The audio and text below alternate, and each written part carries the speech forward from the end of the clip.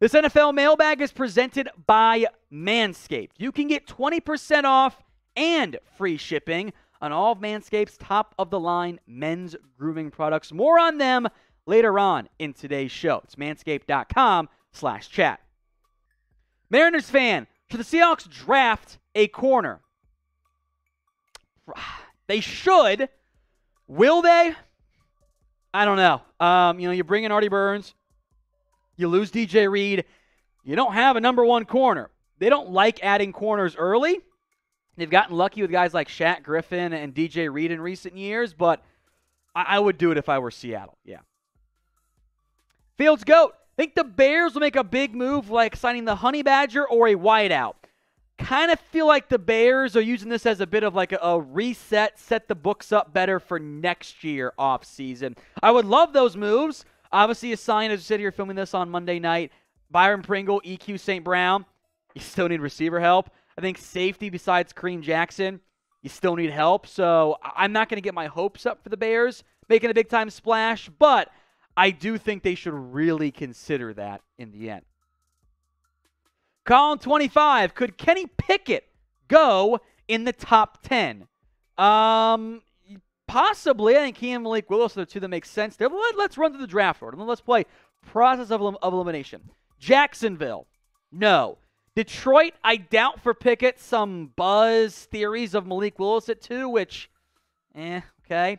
Houston at 3, no. Jets at 4, no. Giants at 5, probably not. That would be a bit of a surprise to me. Panthers at 6, very good fit. They need a QB right now. If they don't get a Jimmy G or a Baker, I think drafting Pickett at 6 is a very real possibility for that organization. Giants at 7, and it feels like they'd probably go Willis over Pickett, but who knows? Falcons at 8 now makes sense after the Matt Ryan trade. Seattle at 9, they need a QB as well. So 6, 8, 9, there's a real chance 2 QBs go at one of those spots. So I think it's a very real possibility Pickett ends up going top 10. If he slides a bit, I don't think it'll be that far. Teams need QBs. Should Pickett be a top 10 pick in terms of his overall talent? No. But QBs always go earlier than what they should. So what do you guys think? Who will end up drafting Kenny Pickett? This is the pinned comment on today's video. So if the ad break comes here on YouTube, take advantage of it. Head down there and let me know who you think takes Kenny Pickett. From Zachary Lynn Morgan, why do the Packers always have to hurt me with off-season decisions? How do we really improve? The Devontae Adams one hurts, doesn't it? Because you brought back Devondre Campbell, you brought back Rasul Douglas, you kept Aaron Rodgers, and you're like, this is awesome. Then you lose Devontae Adams, and they don't do much in outside free agency, and you lose Billy Turner. Offensive line, receiver are now big areas of need for you. So you kept Aaron Rodgers. That's great. Taking guys like, Jordan Love in the first round have kind of put you in behind the 8 ball a little bit in terms of how you're going to fill the rest of your roster holes. Grant Taunton, what are your thoughts of the new Chargers tight end? Gerald Everett, I think, continues to live off of his early round draft pedigree and athletic ability. He's coming off his best year ever, which was less than 500 yards. And he got, what was the deal, $6 million a year? $212, I think it was. Yeah, $212, $8 million guaranteed. Like, he's helpful. I think he's a high-end 2, low-end 1. Still think that they could at least consider taking tight end early after. I know they took a kid last year. I don't know if that's really the best guy in the end for LA. So, it's a fine move. They needed tight end help, but you're still looking, for an upgrade long-term over Everett. Maybe this is the year he balls out with Justin Herbert. I think it will be his best year ever in LA. NFL Daily is presented by Manscaped. You can get 20% off and free shipping on all of their perfect men's grooming products. Look, you did not have the perfect bracket this year. Your bracket's probably busted, but you can get the perfect set of balls with the Performance Package. The Lawnmower 4.0, ball toner, ball conditioner, the most comfortable boxers known to mankind, and the Weed Whacker if you got extra long ear or nose hair. 20% off and free shipping on everything on the Manscaped site when you use promo code CHAT. That's CHAT at manscaped.com/chat. From Ray Holman, does Stephon Gilmore sign with the Raiders? I know that they've been heavily linked to Gilmore. Assuming there are no more trades involving guys on their roster, I'm not sure if they're going to. Because you've signed you traded for Rocky Sim, you added Anthony Averett, you have Trayvon Mullen, you have Nate Hobbs. I'm not out on Nick Robertson. Maybe the Raiders are.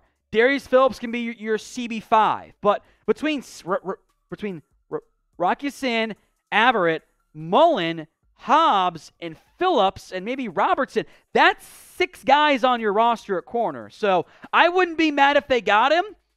I don't think, as this is my potentially at freezing cold takes, a day from now, I don't think he goes to the Raiders. Frankly, I'd be a bit more intrigued by maybe getting some offensive line help for Vegas. From Vincent, top free agent running back options for the Steelers. So obviously Najee Harris is your top guy, is your top player. You don't need to invest too much at that position. So you're looking for more of a buy low, cheaper option. You're not going to break the bank on Leonard Fournette. Maybe someone that can help you a little bit more on third downs. Obviously Najee Harris can help you substantially on third downs on top of that.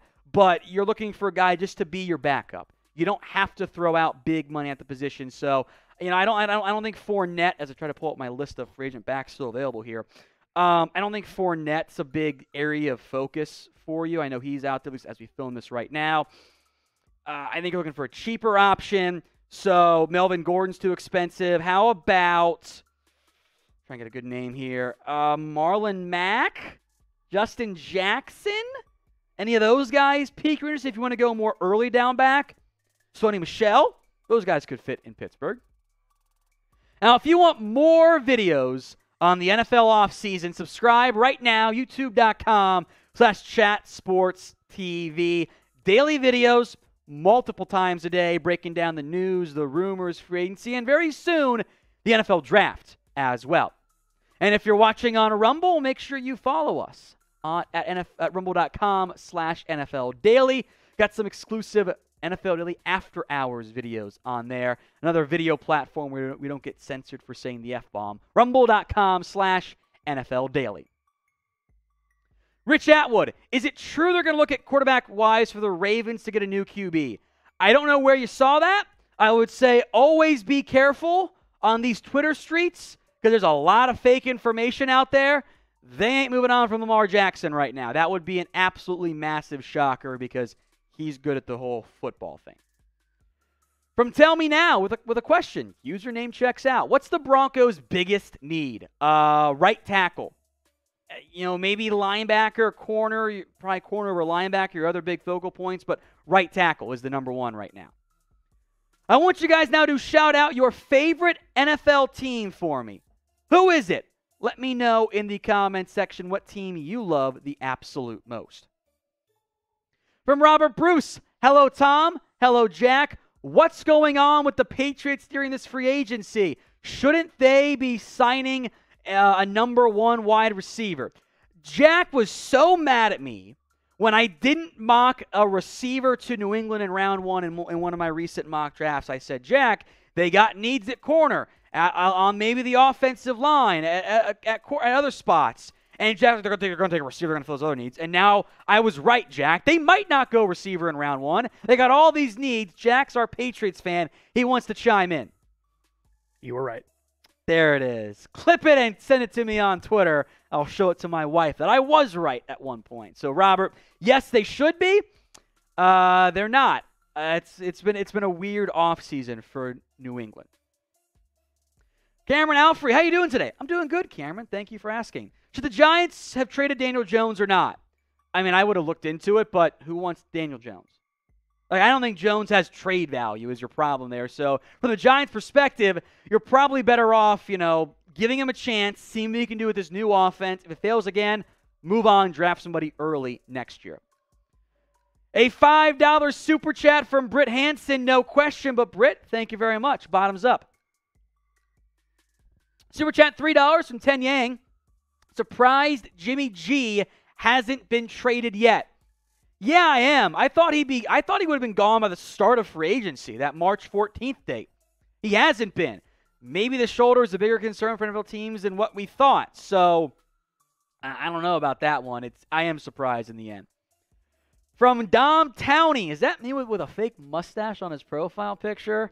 Wow, I can't grow a mustache that good. There's just no way. This is about as deep and thick as it'll get. Can David Ojabo fall to Seattle at pick 40 after his injury? If he does, we should take him and Bernard Raymond back-to-back, Sauce Gardner in round 1. Quick note on Raymond, and then Gardner will talk more on Ojabo because I know a lot of people have questions on that. I don't think Raymond's there, and I kind of don't think Sauce Gardner's there for you either. So just keep that in mind. But I do think there's a very good chance Ojabo is there in the second round. I think the draft range for Ojabo is kind of 40 to 75-ish. I feel horrible for Ojabo. He was going to be a top 25 pick. And now he's not going to be. And hopefully it's less Sidney Jones recovery, which he's maybe just now getting back to the guy I thought he could be out of Washington, in Seattle of all places, and more Cam Akers. Some teams that I think make sense. 40-41 for Seattle, maybe 72 if he really slides. The Ravens at 45, they could be a good fit there. At 76 too. Falcons at 58 and 74. I would love his fit in KC at 62. And the Giants at 67-81 if they don't take an edge rusher early. Those teams, outside of maybe Atlanta, are in a position where they don't have to win right now. Whether they are rebuilding or in a contender status, they don't desperately need edge rush help immediately. They need help, don't get me wrong, but they could afford to wait a year for Ojabo. So what do you think? Who will draft him? The Michigan edge rusher, David Ojabo, in round 1, 2, or 3? Make your predictions for me in the comment section right now. Taylor Holland, my childhood friend Trey McKitty, breakout season even with the Everett signing. Honey Badger to Denver after the super salty KC breakup. All right, I'll answer both these here. That was the name, by the way. I couldn't remember earlier who the Chargers took. Trey McKitty, Georgia kid, last year. Kind of feel like McKitty sticks his tight end too, which is kind of what I thought he was going to be in the NFL, but hope so. Always good when young guys break out. Get that money. Honey Badger to Denver. I would be surprised. Safety. I know you might lose Kareem Jackson, but remember, I saw some nice play out of a couple of their younger guys, Caden Stearns, maybe Jamar Johnson, so I wouldn't be mad at it. I'd like it. I think he goes somewhere else, but that'd be a great signing for Denver. Britt Hansen, here's a super chat. A.J. Johnson of the Cowboys is a solid run stopper at inside linebacker and much cheaper for Catboy. Alexander Johnson's been a weird one. He's always got pretty decent reviews from those who study, but he's never had that much interest in big-time stuff. He's coming off an injury, which always makes things interesting there. He is a free agent. He's still youngish. I kind of wonder if LVE was their cheap run-stopping option. But I think Johnson should get a chance to start somewhere in the NFL, whether it's Denver or back in Dallas. Wow, from Browns Blow. Shots at Petey. Who says no? Vikings and Steelers trade for Pitt to go get a new QB. So this would be, look, Trubisky's a stopgap. He's not their franchise QB. I could see it happening, actually. I think that if one of Pickett or Willis slides down to 12, it does make sense for Pittsburgh to go up and get them. There is some relationship there with being AFC North, with Kwesi Adofo-Mensah coming over from the Browns. She should know the organization pretty decently. So I actually don't hate that one at all. From my burner account, $2 super chat here. Tom, why haven't you bought Dallas yet? We need change because help me, I'm poor. You got to give me ownership. That's how we make it work.